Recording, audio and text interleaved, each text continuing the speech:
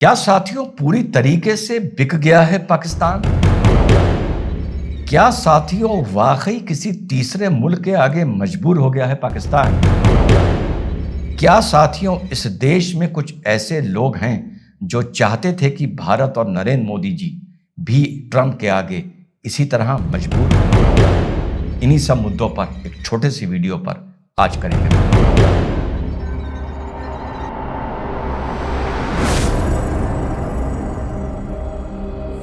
Hello नमस्कार सत श्री अकाल अस्सलाम वालेकुम। कैसे हैं जनाब? साथियों पाकिस्तान के बिल्कुल एक एकेडमिक तौर पर बिकने की खबर सामने आ रही है अनेक न्यूज एजेंसी से, माने जिस पर मोहर लग गई है। यह कोई तुकबंदी नहीं है या कोई आकलन नहीं है। जो खबरें बता रही हैं वाकई पाकिस्तान की सॉवरेनिटी खत्म हो चुकी है, पाकिस्तान बिक चुका है। और खबर ये निकल के कहां से आई? खबर ये यहां से निकल के आई साथियों, जो अफगानिस्तान पाकिस्तान की पीस वार्ता चल रही थी इस्तांबुल तुर्किया में, वो बड़े खराब नोट पर, बड़े हीटेड एटमॉस्फेयर पर कोलैप्स कर गई है। वो सब आप लोगों को पहले का भी पता है। 2021 में तालिबान आता है, पाकिस्तान खुशियां मनाता है। पाकिस्तान सोचता है कि अब तालिबान उसका एक अफगानिस्तान बैकयार्ड हो गया है और ये सब दोस्ती चलती है। और उसके बाद आपस में रिश्तों में गंदगी आनी शुरू होती है।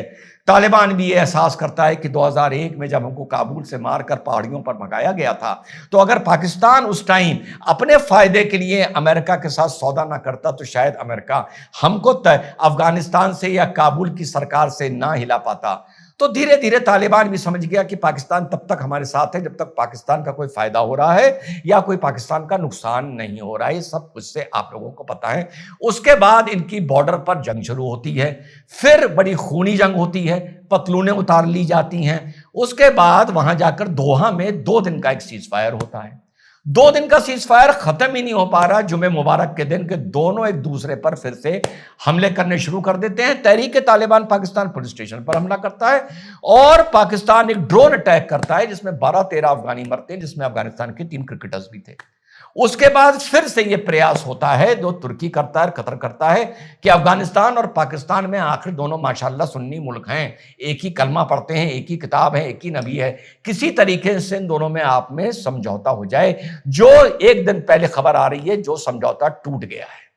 टूटने के 2 कारण साथियों निकल के आ रहे हैं। पहला कारण यह निकल के आ रहा है कि पाकिस्तान ने तालिबान से ये चीज बोली कि आप तहरीक तालिबान को एक टेरर ऑर्गेनाइजेशन डेजिग्नेट करिए और उसको डेजिग्नेट करने के बाद अपने बॉर्डर को नॉर्थ वेस्ट में सील करिए और उसके बाद जब हम इधर अटैक करें तो आप हमारा वहां से टैसिटली हमारा समर्थन करिए तहरीक तालिबान पाकिस्तान को खत्म करने के लिए। तालिबान ने कहा मैं सिर्फ तुम्हारी इतनी मदद कर सकता हूं कि मेरी सरजमी से आपको कोई भी तहरीक तालिबान का अटैक जनरेट होता हुआ, ट्रिगर होता हुआ नहीं मिलेगा। ना मैं आपके साथ इस लड़ाई में हूं, यह आपका इंटरनल मैटर है, और ना मैं तहरीक तालिबान को टेरर ऑर्गेनाइजेशन डेजिग्नेट करने जा रहा हूं। इस बात पर ख्वाजा ने भी एक बात बोली थी कि अगर ये टॉक्स कोलैप्स कर गई तो there shall be an open war. लेकिन तालिबान ने पाकिस्तान से यह कहा कि हमारे देश पर जो ड्रोन अटैक हो रहे हैं वो बंद होने चाहिए। इस पे जो पाकिस्तान ने जवाब दिया है वो चौंका देने वाला है, पर मैं ईमानदारी से बताऊं उस शब्द को डिकोड नहीं कर पा रहा हूं। अभी जिम्मेदार मंच हूं तो ऐसे मामले में ज्यादा अपना आकलन नहीं लगाऊंगा।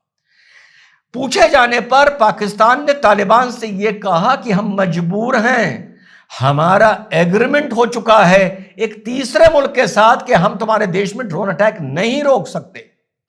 अब इस एग्रीमेंट शब्द के 2 मतलब मैं निकाल रहा हूं।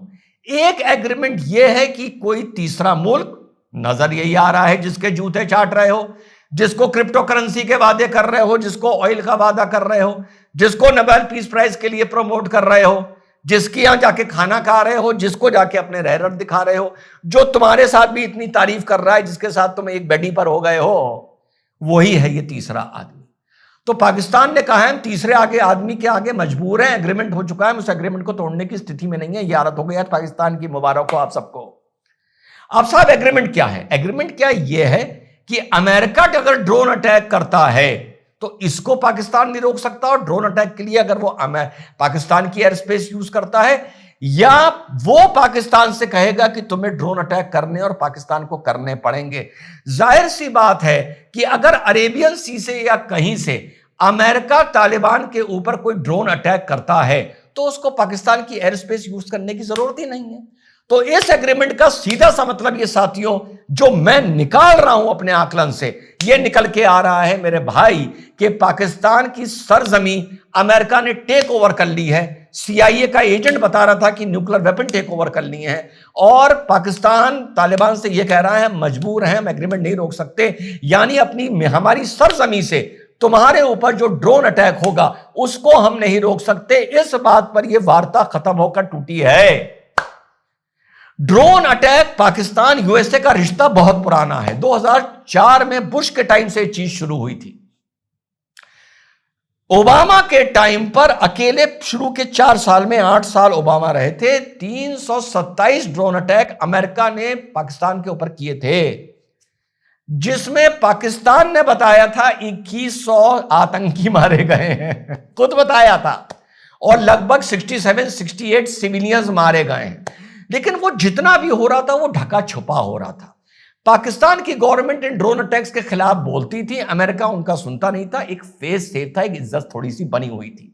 लेकिन जो राष्ट्रीय अंतरराष्ट्रीय अफगानिस्तान की टोलो न्यूज एजेंसीज के हवाले से खबर आ रही है, वो ये आ रही है कि अब पाकिस्तान ने मान लिया है कि भैया हमारा एग्रीमेंट है, हमारी सॉवरेनिटी समझ लो खत्म हो चुकी है और हम इस एग्रीमेंट को नहीं तोड़ने की स्थिति में हैं।